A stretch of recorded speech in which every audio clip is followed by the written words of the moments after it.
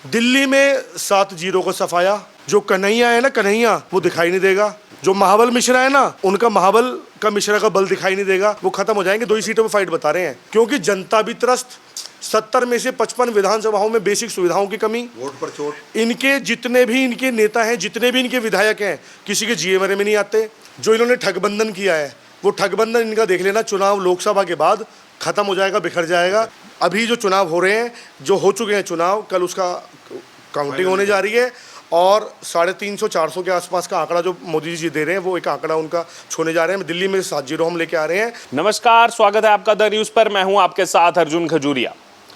अरविंद केजरीवाल दिल्ली के मुख्यमंत्री, एक ऐसे मुख्यमंत्री जिन्होंने रिकॉर्ड बना दिया सबसे ज्यादा समय तक अपने पद पर रहते हुए जेल में रहने का। इसी बीच बाहर भी आए थे, प्रचार प्रसार का उनको मौका दिया गया, जमानत पर बाहर आए थे। पूरा उन्होंने प्रयास किया कि मेडिकल लग जाए, 1 हफ्ते का एक्सटेंशन हो जाए। किडनी खराब बोल दिया, किडनी खराब हो रही है, मेरे को कैंसर हो रहा है, मेरे को टेस्ट करवाने हैं। लेकिन ईडी ने भी बोल दिया कि 20 दिन से सुबह शाम दिन रात प्रचार प्रसार कर रहे हैं इतनी गर्मी में, तब ना इनको कैंसर हुआ, ना किडनी खराब हुई, ना इन्होंने कोई टेस्ट कराया। अब जेल जाने की बारी आई तो टेस्ट कराने लगे। बहरहाल सुप्रीम कोर्ट से भी जो है झटका लगा, फिर जो ट्रायल कोर्ट है वहाँ से भी झटका लगा और अब वापस जेल जा चुके हैं। लेकिन जेल जाने से पहले कई सारी बातें कह के गए हैं कि मैंने कोई भ्रष्टाचार नहीं किया, मैं तानाशाह के खिलाफ जो है लड़ रहा हूँ और तानाशाह की वजह से जो है मुझे जेल भेजा गया। अब बात करते हैं अरविंद केजरीवाल जी के ही पुराने साथियों से। 10 साल पहले अगर बात की जाए तो एक पूरा आंदोलन देश भर में जो है शुरू हुआ, अन्ना आंदोलन। जन लोकपाल की बात की गई और आम जनमानस जो है वो जुड़ा, अन्ना हजारे से जुड़ा और उस अन्ना हजारे आंदोलन से जुड़ करके अरविंद केजरीवाल ने पॉलिटिकल फायदा लिया। दिल्ली में आम आदमी पार्टी को स्टैंड करके जो है वोट लिया। और हमारे साथ पुराने फाउंडर मेंबर जो हैं, उद्यम सिंह भी हैं, यशपाल जी हमारे साथ हैं, मनोज जी हैं, वो चुनाव भी लड़ चुके हैं आम आदमी पार्टी से विधानसभा का। यशपाल जी भी प्रभारी रहे हैं विधानसभा में। तो आइए एक एक करके बात करेंगे। और अभी मैं देख रहा हूँ सबसे पहले इनके हाथ में वो पुरानी रामलीला मैदान के वो कुछ तस्वीरें हैं याद दिलाती हुई कि कैसे ये आंदोलन शुरू हुआ। अन्ना हजारे जी को आप देख सकते हैं और इसका पूरा फायदा अरविंद केजरीवाल ने लिया और कई सारी बातें कही थी। आरोप लगेगा तो इस्तीफा दे दूंगा। देखिए पुरानी यादें आज ताज़ा कर दी हैं उन्हीं के पुराने साथी उद्यम सिंह जी ने। और ये देखिए किस तरह वो एक मूवमेंट जो था देश भर में, एक नई आस उसने जो है जगाई थी। यशपाल जी आप ही से शुरू करूंगा। एक नई आस जगी थी सब लोगों में और एक एंथुसियाज्म था कि देखिए देश में कुछ बड़ा बदलाव होने जा रहा है। लेकिन अब उसी 10 साल के अंदर सबको जेल में भेजने वाले केजरीवाल खुद जेल में चले गए और अब वापस जाते जाते कह रहे हैं कि देखिए ये तो मेरे खिलाफ सब लग गए हैं। देखिए ये सब तो होना स्वाभाविक था। अर्जुन भाई मैं आपको बता दूं, थोड़ा गला खराब है, मैं आपको बता दूं फिर भी। ये आप देख पा रहे होंगे, ये रामलीला मैदान है और इस रामलीला मैदान में एक फोटो में दिखाना चाहूँगा, आप एक बार जूम करके देखिएगा। आप जानते हैं कौन है अर्जुन भाई? ये अन्ना हजारे हैं। और कब ये अन्ना हजारे वाले आदर्श वाले केजरीवाल कब लालू यादव के आदर्श वाले बन गए पता ही नहीं चला। बिल्कुल देखिए वही हुलिया, बिल्कुल लालू यादव वाला। तो अन्ना हजारे जी की जगह आज अरविंद केजरीवाल को लालू यादव, एक चारों घोटाला जो मंत्री है, वो पसंद आने लगा। इस अरविंद केजरीवाल को इस 10 साल के बाद जब ये निर्भया कांड के लिए गली गली सड़कों पर सड़कें जाम करते थे, कांग्रेस के खिलाफ निर्भया कांड के न्याय के लिए लड़ते थे, और आज इस केजरीवाल की जो विचारधारा है आज क्या कहती है? आज 10 साल बाद ये केजरीवाल अपनी ही 20 साल पुरानी कार्यकर्ता को लात घूसों से पिटवाता है। आज जो एक महिला सुरक्षा की बात करने वाला आंदोलन शुरू हुआ और आज महिलाओं को उत्पीड़न करने में नंबर 1 पे आम आदमी पार्टी की सरकार, अरविंद केजरीवाल का जो योगदान है वो दिल्ली से पूरे देश से छिपा नहीं है। यही सब कारण है। शराब के ठेके बंद कराने के लिए हम लोग गली गली हम लोग ड्राइव चलाते थे, हम लोग गली गली मोहल्ले मोहल्ले दिल्ली में घूमते थे कि शराब के ठेके ज़्यादा से ज़्यादा बंद किए जाएं। लेकिन अरविंद केजरीवाल ने ज़्यादा से ज़्यादा ठेके खुलवा दिए, घर घर ठेके खुलवा दिए, गली गली ठेके खुलवा दिए, स्कूलों के पास ठेके खुलवा दिए, मंदिरों के पास ठेके खुलवा दिए। और ठेके तो खुलवाए ही खुलवाए, साथ में बहुत बड़ा भ्रष्टाचार भी किया, जिसकी वजह से आज अरविंद केजरीवाल जी जो है जेल की हवा खा रहे हैं। अरे बहुत जाती हुई 7 किलो वजन कम हो गया मेरा, मेरे को कैंसर हो सकता है, किडनी खराब हो सकती है। मैं कह रहा हूं अभी कैंसर भी होगा, बवासीर भी होगी, अभी बहुत सारी इनको बीमारियां होंगी, इनको ना जाने क्या क्या होगा। लेकिन अर्जुन जी आप ये देखिए, क्या दिल्ली की जनता पागल है? क्या हम लोग पागल है? क्या हम लोग अंधे हैं? ये वही केजरीवाल है जो 21 दिन से तो प्रचार करते घूम रहे हैं पूरे भारत के अंदर। कभी हेलीकॉप्टर से कभी पंजाब जा रहे हैं, कभी उड़ीसा जा रहे हैं, कभी मुंबई जा रहे हैं, कभी गुजरात जा रहे हैं। तब ये बीमार नहीं होते हैं, लेकिन जब जेल जाने का 2 दिन पहले ये लोग ये बीमार हो जाते हैं, इनको कैंसर हो जाता है। अरे भाई साहब, कैंसर होगा, बवासीर होगी, टीबी होगी, सब होगा भी आपको, रुको अभी आप। तो अर्जुन भाई, ऐसे तो कोई भी देश के अंदर कोई भी बीमारी का कभी ड्रामा करेगा, कभी चुनाव लड़ने का बहाना करेगा, तो देश का तो मजाक बना दिया इन्होंने, संविधान का मजाक बना के रख दिया केजरीवाल ने। ये वही केजरीवाल है जो संविधान का हवाला देता था, और आज संविधान की और कानून की इन्होंने धज्जियां उड़ा के रख दी है। बिल्कुल यशपाल जी, आपके पास लौटूंगा। उधम जी, कल एक वीडियो आम आदमी पार्टी के लोग सभी वायरल कर रहे हैं। जाने से पहले सबसे पहले तो गए राजघाट अरविंद केजरीवाल, फिर गए हनुमान जी के मंदिर गए, कनॉट प्लेस, फिर पार्टी कार्यकर्ताओं को संबोधित करते हुए उन्होंने कहा कि मैंने कोई भ्रष्टाचार नहीं किया है, मैंने केवल तानाशाह के खिलाफ आवाज़ उठाई, और इसीलिए एक तानाशाह के खिलाफ आवाज़ उठाने के लिए मेरे को जेल में बंद किया जा रहा है। अर्जुन भाई, सबसे बड़ी मतलब ये बड़ा विचित्र घटना है कि अरविंद केजरीवाल जी लोकतंत्र खतरे में है, तानाशाही के खिलाफ जेल में जा रहा हूँ, और विभिन्न तरह की नई नई नौटंकी रचते हैं। कल जब इनके दिन, जब देखो ये अभी कह रहे हैं मैं दूसरी बार जेल जा रहा हूँ, और देश के संविधान को बचाने के लिए जेल जा रहा हूँ, इस देश को बचाने के लिए जेल जा रहा हूँ। अरे भैया, आपको कोर्ट के नियमानुसार जेल जा रहे हो आपको ना मोदी सरकार जेल भेज रही, ना आपको केंद्र सरकार जेल भेज रही। आप जेल जा रहे हो अपने कर्मों के अनुसार। आपने लीकर पॉलिसी बनाने का जो आपने भारी भ्रष्टाचार किया, उस भ्रष्टाचार की परतें जब खुलनी शुरू हुई, तो आपके सत्येंद्र जैन हो, आपके शराब मंत्री हो, शिक्षा मंत्री हो, आपके राज्यसभा सांसद हो, सब एक एक करके जेल गए। आपके आधे से ज्यादा वॉलंटियर जेल में पड़े हुए हैं, कारण कि आपने खुद तो भ्रष्टाचार किया और आपने दूसरों से करवाया। एक एक करके सब जेल जाएंगे। आप जब जनता के सामने अपने आप को एक पीड़ित दिखाने की कोशिश करते हैं कि भाई लोकतंत्र खत्म हो रहा है, और मैं आपके बच्चे को, आपके बेटे को जेल में उठाकर डाल दिया, आप जनता को ये क्यों नहीं बताते कि आपने क्या काम किया? देखिए, इस देश का प्रत्येक आदमी जानता है कि देश के कानून व्यवस्था सिस्टम इतना कमजोर नहीं है कि किसी की भी गर्दन पकड़ी और जेल में डाल दिया। नहीं है सर, कोई नहीं कर सकता। आपने कुकर में से किए, आपने कर्म में से किए, उसके अनुसार आप जेल में पड़े हो। आप कहते हो लोकतंत्र खतरे में है, आप कहते हो तानाशाही है। क्या घरों में लोगों के पानी नहीं आ रहा? क्या लोगों के घरों में बिजली नहीं आ रही? क्या लोग सड़कों पे नहीं चल रहे? क्या लोग बसों में नहीं चल रहे, ट्रेन में नहीं चल रहे, हवाई जहाज में नहीं चल रहे? क्या लोग गाड़ियों में नहीं चल रहे? क्या बच्चे स्कूल नहीं जा रहे? क्या आपके घरों में पानी नहीं आ रहा? कैसी तानाशाही है? किस पर प्रतिबंध लगा रखा है बताइए आप? क्या आपके घर में न्यूज नहीं आ रही, टेलीविजन नहीं चल रहा, क्या आपके अस्पताल नहीं चल रहे, क्या आपके स्कूल नहीं चल रहे? आप बता दो, देश में कोई भी संस्थान बता दो जो प्रतिबंधित हो, बताइए आप कैसे तानाशाही कह रहे हो? आप देश में चुनाव हुए, 7 चरणों में चुनाव हुए, शांतिपूर्वक चुनाव हुए, एक पश्चिम बंगाल को छोड़ दिया जाए, किसी भी स्टेट में चूं तक आवाज नहीं आई, जरा सी भी वॉयलेंस नहीं हुआ। क्यों? जब देश में तानाशाही है और देश में तानाशाही की तरफ बढ़ रहा है, देश में तानाशाही स्थापित हो चुकी है, तो फिर भाई क्यों शांतिपूर्वक चुनाव हो गए? चुनाव हो क्यों रहे हैं? आप ये बताइए, किस तरह से लोगों का दिमाग ये खराब करते हैं, किस तरह से बेवकूफ बनाने की अरविंद केजरीवाल जी कोशिश करते हैं कि तानाशाही चरम पे है, मैं तानाशाही खत्म करने के लिए इस देश के साथ खड़ा हूं। आप यार किस तानाशाही की बात कर रहे हो? तानाशाही तो आपकी है, आपने उस पर जी न्यूज पे बैन कर दिया। आपने अभी पंजाब के अंदर उन्होंने खबर दिखाई नौकरियों को लेकर, मान की नौकरी, उसको लेकर आपने तुरंत अगले दिन उस पर बैन लगा दिया। तानाशाही इसको कहते हैं केजरीवाल जी। आप किस मुंह से आपके मुंह से तानाशाही अच्छा नहीं लगती? आपकी तानाशाही को देखकर योगेंद्र यादव पार्टी छोड़ के चले गए, कुमार विश्वास पार्टी छोड़ के चले गए, कपिल मिश्रा पार्टी छोड़ कर चला गया, मैं गांधी पार्टी छोड़ के चले गए, अंजलि दमानिया पार्टी छोड़ के चली गई, प्रशांत भूषण पार्टी छोड़ के चले गए, साजिया इल्मी पार्टी छोड़कर चलेगी, और आशीष तलवार पार्टी इन्होंने भी तो पार्टी छोड़ दी।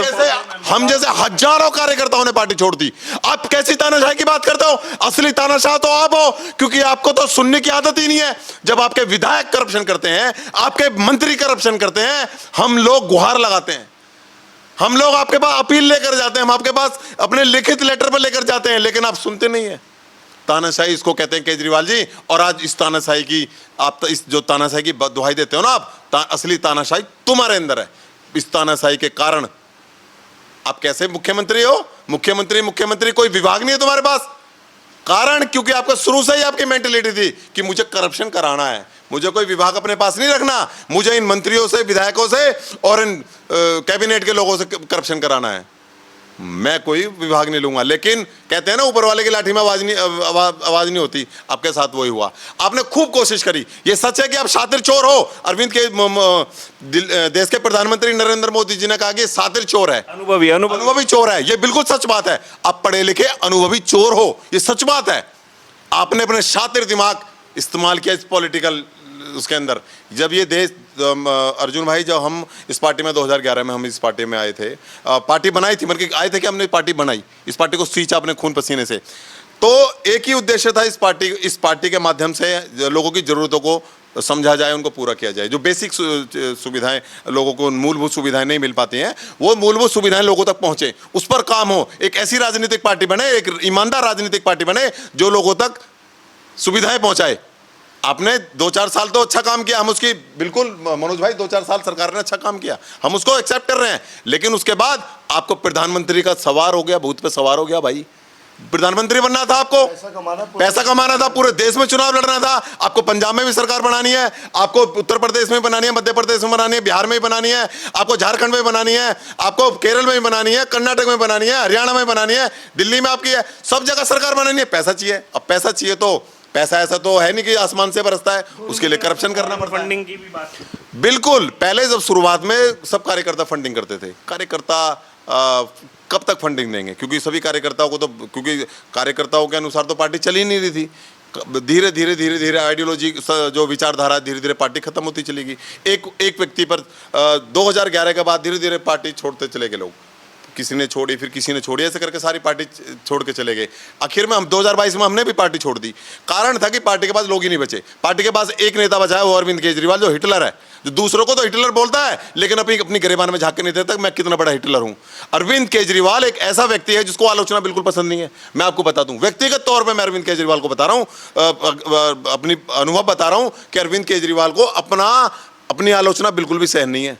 वो बेशक, देखो अरविंद केजरीवाल का एक कला है, वो अपना एक ऐसा चेहरा, एक मासूमी ऐसा चेहरा है, और वो इस तरह से प्रस्तुत करते हैं लोगों के सामने, ऐसे आके बताते हैं कि वो कितने बड़े पीड़ित हैं, वर्षों से पीड़ित हैं, कितना जुल्म इस आदमी के ऊपर हो रहा है। लेकिन ये आदमी अंदर से इतना क्रूर और राक्षस प्रवृत्ति का है कि ये लोगों को, महिलाओं पर भी हाथ छोड़ता है, अपने से बड़े उम्र को गाली देता है। ऐसे बहुत सारे वीडियो भी आए हैं जिनको अभद्रता और गंदी गंदी गालियां भी इसने दी हैं। प्रशांत भूषण को और उसको योगेंद्र यादव को इन्होंने कापासेड़ा बॉर्डर में हमारी आंखों के सामने पिटवाया है, बाउंसर बुला के। हमने देखा है वो दौर।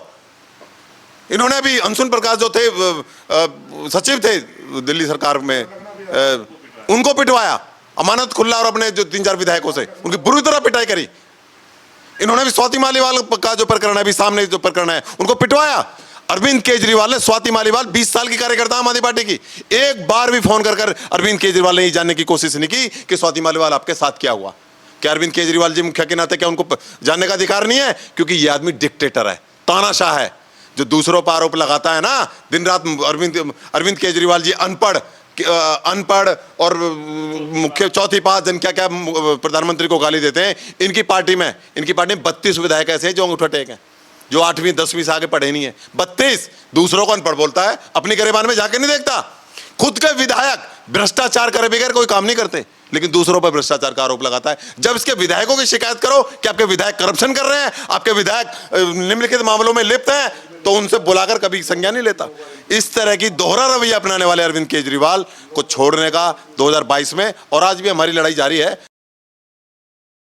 और ज्यादा इसकी सच्चाई और जो ये इसका चेहरा है ना, नकाब, दोहरा चरित्र, ये जब तक दिल्ली के बच्चे के सामने नहीं आ जाएगा, जब तक हम तो चुपचाप बैठने वाले नहीं है। बिल्कुल। पिछली बार भी जब सबसे पहले बात हुई थी तो आपने यही कहा था कि अभी पहला सपना तो ये है कि केजरीवाल जेल में जाएं। बिल्कुल। खैर वो तो हो गया है। मनोज जी भी हमारे साथ हैं। मनोज जी, आपने विधानसभा का चुनाव लड़ा था आम आदमी पार्टी के टिकट पर।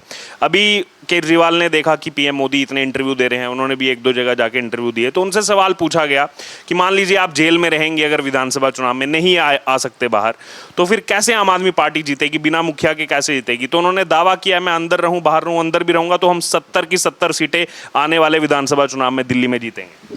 पहले तो अर्जुन खजूरिया जी, आपका बहुत बहुत धन्यवाद कि आपने हम तीनों साथियों को, जो पुराने साथी हैं, उनको दोबारा से अपनी आवाज़ उठाने का मौका दिया।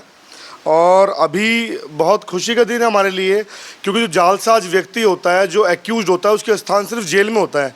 अभी मेरे भाइयों ने आपको ये दिखाया था, इस तरह के कुछ पेपर दिखाए।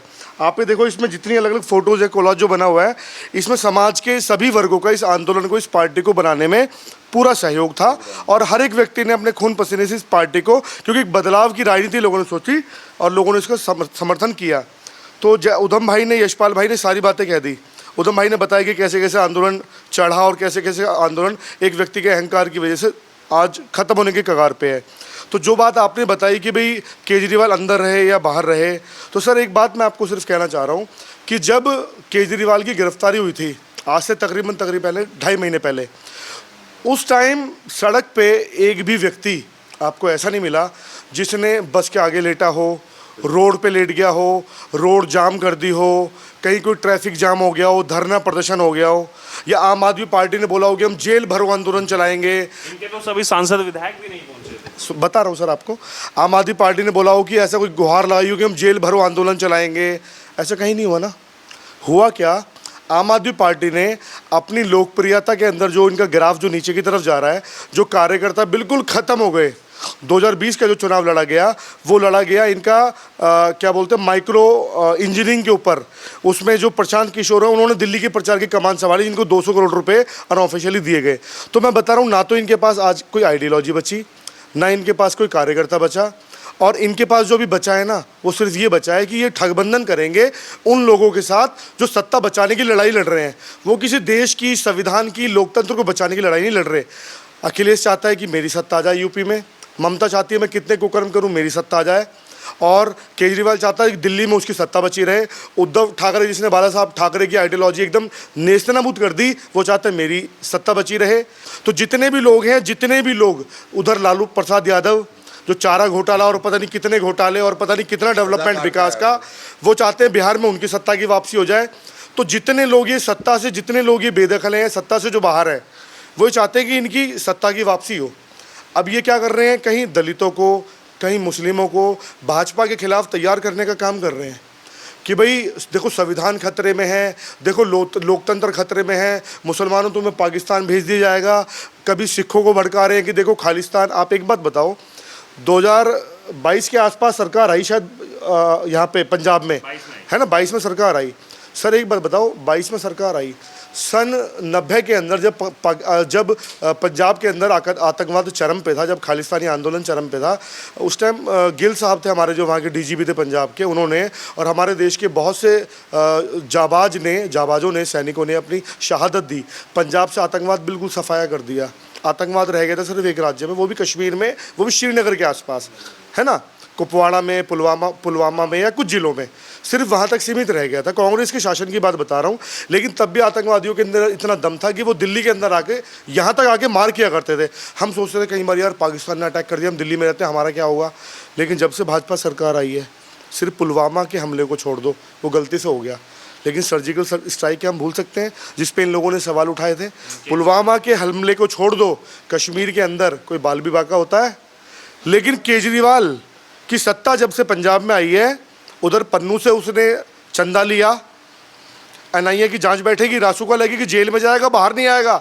हमारी तो बद्दुआ लगी रही है, प्लस जो कानून व्यवस्था है ना, उसके आधार पे जब ये जेल में जाएगा, बाहर नहीं आएगा। अगली बात, पंजाब के अंदर खालिस्तानी जो आंदोलन है वो दोबारा से सर उठाने लगा।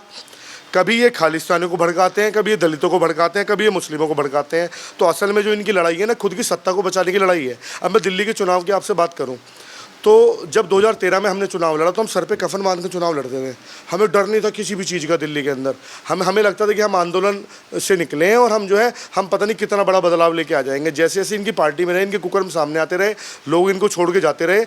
बाद में 2020 के चुनाव तक कार्यकर्ता खत्म हो चुके थे, लेकिन उसके बावजूद भी 1% कार्यकर्ताओं में ये था कि यार कोई बात नहीं, सत्ताधारी दल के साथ रहेंगे। हो सकता है मेरे आस पड़ोस का काम तो हो नहीं पाया, हो सकता है किसी विधायक से, मंत्री से कह के अपना ही काम करवा लूँगा। आम आदमी पार्टी का एक भी कार्यकर्ता अपना काम नहीं करवा सकता। आपने एक इंटरव्यू लिया था हम लोगों का, जो 4 से 40 लोगों की इन्होंने गैर कानूनी भर्तियां की थी। वो 4 से 40 लोग कौन थे सर? वो कार्यकर्ता नहीं थे। वो 4 से 40 लोग किसी के विधायक के मौसी के लड़का, किसी के फलाने का साला, वो सारे इनके विधायकों के, मंत्रियों के, सांसदों के, इनके नेताओं के साले भतीजे थे। तो आम आदमी पार्टी के पास कोई कार्यकर्ता नहीं बचा। आप एक चीज़ समझो, 70 में से 67 आई थी 2015 में, 70 में से 62 रही 2020 में, 70 में से 20 रह जाएंगी 2025 में। समझ रहे हो सर? तो एक बात जो बोलना चाह रहा हूँ, केजरीवाल ने इस बार जो चुनाव लड़ा लोकसभा का कांग्रेस के साथ गठबंधन के साथ लड़ा, तो सब लोग बोलते हैं इंडी गठबंधन, मैं बोलता हूँ हमेशा ठगबंधन। वो उन ठगों का बंधन है जो चाहते हैं उनकी सत्ता बची रहे बस। केजरीवाल जो लोकतंत्र बचाने की लड़ाई लड़ रहा है, भाई ने सारा बता दिया, वो खुद को जेल से बचाने की लड़ाई लड़ रहा है बच्चा। तो अब जो विधानसभा के चुनाव होंगे, आम आदमी पार्टी, मैं आपको ना चुनाव का एक अगला नतीजा बता दे रहा हूँ, क्योंकि हम डे ऑफ काउंटिंग से पहले वाली दोपहर में बैठे हुए हैं, तो मुझे लगता है तकरीबन 20-22 घंटे, तकरीबन उससे भी कम का समय, 17-18 घंटे का समय बाकी है। दिल्ली में 7-0 का सफाया। बिल्कुल। जो कन्हैया है ना, कन्हैया, वो दिखाई नहीं देगा। जो महाबल मिश्रा है ना, उनका महाबल का मिश्रा का बल दिखाई नहीं देगा, वो खत्म हो जाएंगे। 2 ही सीटों पर फाइट बता रहे हैं, क्योंकि जनता भी त्रस्त, 70 में से 55 विधानसभाओं में बेसिक सुविधाओं की कमी, वोट पर चोट। इनके जितने भी इनके नेता हैं, जितने भी इनके विधायक हैं, किसी के जीएमआरए में नहीं आते, कार्यकर्ता इनके साथ नहीं। तो जो केजरीवाल बता रहा है ना कि मैं जेल के अंदर रह के भी सत्ता में वापसी कर लूँगा, तो जो केजरीवाल है, जो इन्होंने ठगबंधन किया है, वो ठगबंधन इनका देख लेना, चुनाव लोकसभा के बाद खत्म हो जाएगा, बिखर जाएगा। और केजरीवाल 2025 का जो चुनाव होगा आपको दिखाई भी नहीं देगा, ना इनके कार्यकर्ता दिखाई देंगे, ना ये लोग दिखाई देंगे, क्योंकि इन्होंने जो कुकर्म किया ना सर, वो इनका घड़ा इतना ज़्यादा भर गया, इतना ज़्यादा भर गया कि इनके पास कुछ बचा नहीं है। अभी सिर्फ एक वर्ग है, 2 वर्ग आप मान के चलो। जब चुनाव जिस दिन काउंटिंग हो रही थी, उस दिन उधम भाई ने मुझे बोला थोड़ा सा निराशा के भाव में कि मनोज भाई, जो दलित समाज है ना, वो कन्हैया को वोट कर रहा है। तो मैंने उधम भाई को एक बात बोली कि जो दलित और जो मुस्लिम है, ये हमारे देश के जो दलित और जो मुस्लिम है, जितनी भी पार्टियां हैं, उन्होंने हमेशा इनके साथ अन्याय किया। हमेशा कांग्रेस के राज में ही तो तड़पे, कांग्रेस के राज में ही तो इनके अधिकार छीने। भाजपा की सरकार के राज में बताओ कितने दलितों के साथ अपराध हो रहे हैं। भाजपा के राज में बताओ, जो मुसलमान गैर कानूनी अगर काम नहीं कर रहा, अगर क्या उसके साथ कोई गलत हो रहा है। मेरठ के अंदर छापेमारी होती है, उधर आजम खान के खिलाफ छापेमारी होती है, उधर अतीक अहमद के खिलाफ अगर छापेमारी होती है, उनके खिलाफ अगर कार्रवाई होती है, अगर मुख्तार अंसार के खिलाफ अगर कार्रवाई होती है, तो क्या मोदी जिम्मेदार है? तुम्हारे गैर कानूनी, तुम्हारे कुकर्म जिम्मेदार नहीं है? मतलब गैर कानूनी काम तुम करोगे, सारा 2 नंबर का काम करोगे, और फिर तुम करोगे समाज को भड़काओगे। एक बात बताऊं सर, जो भी नेता होता है ना, वो सिंपैथी की राजनीति करता है। जब उसे लगता है ना मेरे दामन पे दाग आ गया, फिर वो क्या करेगा? वो पब्लिक को इकट्ठी करेगा। उसे ये तो नहीं बताएगा कि भाई उसे ये तो नहीं बताएगा कि मैंने भाई हजारों करोड़ ऐंठ रखे हैं, इस वजह से मैं जेल में जा रहा हूँ। वो कहेगा देखो मुसलमानों पे खतरा, समाज की दुहाई देगा। तो जो दलित हैं, जो पढ़ा लिखा वर्ग है, वो समझ रहा है, वो समझ रहा है भैया, महू के अंदर जहाँ बाबा साहब का जन्म हुआ, 70 साल के कांग्रेस के राज के बावजूद भी वहाँ बाबा साहब की स्मारक नहीं थी। मोदी जी ने स्मारक बनाई। दिल्ली में बैठे हैं ना हम, दिल्ली में 26 अलीपुर रोड का देखो कितना बेहतरीन बनाया, शानदार। 2017 में एक आंदोलन हुआ था, SC/ST का आंदोलन। सुप्रीम कोर्ट में बैठे हुए 2 जजों ने SC/ST एक्ट के खिलाफ कुछ गलत फैसला दे दिया था। भाजपा सरकार, मोदी जी की सरकार, उसमें संशोधन लेके आई और वो एक्ट पुनः बहाल हो गया। तो मोदी जी ने दलितों के खिलाफ कोई भी गलत काम नहीं किया, पढ़ा लिखा लोग समझ रहे हैं। तो मैं एक बात बताऊंगा, दलितों की सबसे बड़ी नेता, ना केवल राजनीतिक नेता बल्कि सामाजिक नेता मायावती, कुछ परेशानी तो नहीं हुई? मोदी जी उनका इतना सम्मान करते हैं, भाजपा के सारे नेता इतना सम्मान करते हैं कि पूरे चुनाव के 7 चुनाव चरण निपट गए, मायावती के खिलाफ कोई भी शब्द बोला नहीं? बोला ना। अखिलेश के खिलाफ बोला, क्योंकि अखिलेश ने कुकर्म किए। अब फिर वही बात, केजरीवाल कहते हैं भैया मुझे जेल में डाल दिया तो लोकतंत्र खतरे में आ गया। ममता बनर्जी को जेल में नहीं डाला ना, लोकतंत्र बचा हुआ है ना। पश्चिम बंगाल में अखिलेश को नहीं डाला ना, लोकतंत्र बचा हुआ है ना। लालू के बेटे को नहीं डाला ना, बचा हुआ है ना लोकतंत्र। उद्धव ठाकरे को नहीं डाला ना, बचा हुआ है ना। शिबू सोरेन को क्यों डाला? हेमंत सोरेन को क्यों डाला? भैया कुकर्म करोगे, फिर तुम अल्पसंख्यक की और SC/ST की तुम बात करोगे तो गलत है ना भैया। तो बात सिर्फ यही है, जो गलत करेगा कानून के अनुसार उसे सजा भी मिलेगी। और जनता को समझना चाहिए कि जो लोग 70 सालों तक आपके सपनों को कुचलते आए, आपको भावनात्मक रूप से ब्लैकमेल करके आपका वोट लेते आए, वो लोग फर्जी हैं। उन लोगों का गठबंधन फर्जी है। देश में अगर कोई एक सरकार है जो समाज के सभी वर्गों को साथ में लेके चल रही है तो भाजपा सरकार है। लगातार 2 बार से बहुमत में आ रही है। उनको जरूरत नहीं थी देश में पसमानदा मुस्लिम सम्मेलन कराने की, क्योंकि मोदी जी चाहते हैं कि मुस्लिम समाज भी मेरे साथ आए, तो पसमानदा सम्मेलन भी करा रहे हैं। बहुत सारे मुसलमान, अच्छे लिखे मुसलमान उनके साथ जुड़ भी रहे हैं। तो अगर आप समाज का और देश का भला चाहते हो तो गैर कानूनी काम छोड़ दो। भाजपा सबका साथ और सबका विकास, और जो गलत करेगा उसकी जगह तिहाड़ में रहेगी, वो सिंपैथी के वोट और सिंपैथी लेने की बिल्कुल भी कोशिश ना करे। अभी लास्ट बात बोल रहा हूँ, अभी जो चुनाव हो रहे हैं, जो हो चुके हैं चुनाव, कल उसका काउंटिंग होने जा रही है और 350-400 के आसपास का आंकड़ा जो मोदी जी दे रहे हैं वो एक आंकड़ा उनका छूने जा रहे हैं। दिल्ली में 7-0 हम लेके आ रहे हैं और विधानसभा में केजरीवाल 15 से 16 सीटों पे निपट जाएगा। और हमारी और जो मीडिया जो था इस समय लोकतंत्र की, उनकी पूरी जिम्मेदारी है कि एक एक व्यक्ति को हम चेताएंगे और बताएंगे कि केजरीवाल ने आपके लिए कोई काम नहीं किया। जय हिंद, जय भारत। मैं ये कहना चाहता हूँ कि अरविंद केजरीवाल जी ने जब पूरा चुनावी कैंपेन सिंपैथी पे लड़ा, वोट जेल का जवाब वोट से, और अगर रोना चालू किया अपने बाप तक को, अपनी माँ तक को मीडिया के सामने लेकर आगे, देखो जी मेरे मोदी जी मेरे माँ बाप को गिरफ्तार करा रहे हैं, ऐसा कुछ नहीं था, लेकिन एक प्रोपेगेंडा रचा गया। किस तरह की मतलब एक माहौल क्रिएट किया गया कि धरती पर सबसे ज्यादा अत्याचार अगर किसी पर हो रहा तो केजरीवाल जी पर हो रहा। लेकिन दिल्ली की जनता समझदार है, दिल्ली की जनता जानती है कि आपको मोदी जी उठाकर जेल में नहीं डाल रहे, आपके कुकर्मों की, आपने लिकर पॉलिसी में भ्रष्टाचार किया, आपने एक बोतल के साथ एक बोतल पिलाई, आपने जगह जगह स्कूलों के सामने ठेके खुलवा दिए, आपने एक विधानसभा में 7-8 ठेके खुलवा दिए, आपने जगह जगह ठेके खुलवा दिए, आपने मंदिर के सामने ठेके खुलवा दिए, उसकी सजा आपको भुगतनी पड़ेगी। आपने हमारे राम मंदिर का जो प्राण प्रतिष्ठा हुई उसका निमंत्रण ठुकरा दिया, बोले मैं नहीं जाऊंगा वहां पे, ये मोदी जी का इवेंट हो रहा है, मेरा जब मन करेगा जब मैं जाऊंगा। तो इसकी ये जनता अच्छी तरह जानती है कि केजरीवाल जी ने किस तरह से लोगों को ठगा, किस तरह से लोगों को बरगलाया और किस तरह के सिंपैथी पर पूरे चुनाव को लड़ने की कोशिश की, और उसका जवाब दिल्ली ने शानदार तरीके से दिया। 7 सीट पर अरविंद केजरीवाल जी को पराजय का मुंह देखना पड़ेगा। ठीक, तो अरविंद केजरीवाल जो जेल गए उसको लेकर उनके पुराने जो साथी, जो फाउंडर मेंबर रहे, विधानसभा का चुनाव लड़े, विधानसभा प्रभारी रहे, उन्होंने अपनी बात रखी कि कैसे एक आंदोलन तो शुरू हुआ था लेकिन कैसे वो आंदोलन जो है वो अपने अहंकार में बदल गया, और उसी का आज रिजल्ट है जो केजरीवाल आज जेल में नजर आ रहे हैं।